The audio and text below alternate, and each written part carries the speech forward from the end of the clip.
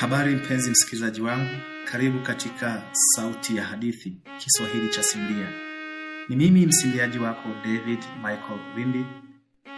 Leo ninakusimulia hadithi inayokwenda kwa jina Siri ya mlango wa 5.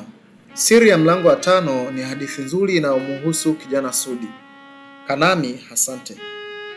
Katika kijiji cha Kalevela palikuwepo na nyumba moja kongwe iliyoitwa nyumba ya milango mitano.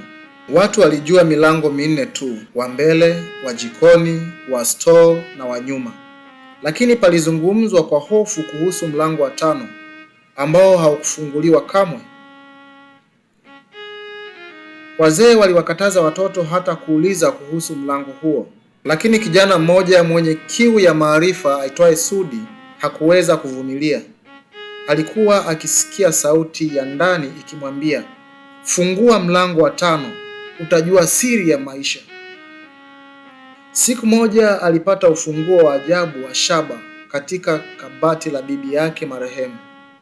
Usiku wa manane aliingia kwa tahadhari ndani ya nyumba hiyo na kusimama mbele ya mlango wa 5.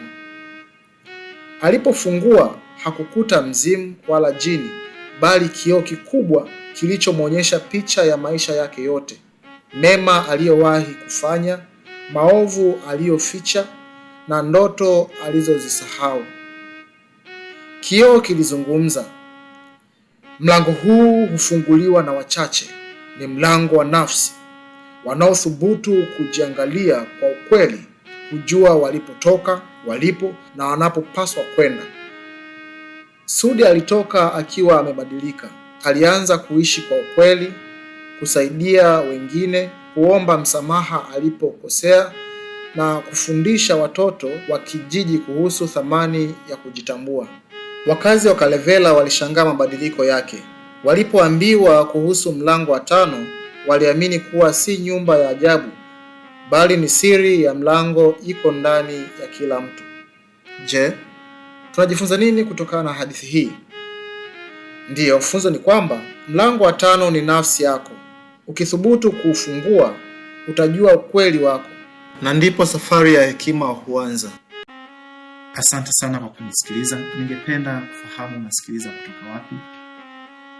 Kama umejifunza kitu, usisahau kusubscribe, comment, kulike na kushare ili kunipatia nguvu ya kuandaa simulizi zingine. Ni wako David Michael Wimbi, na kupenda. Mungu akubariki. Bye bye.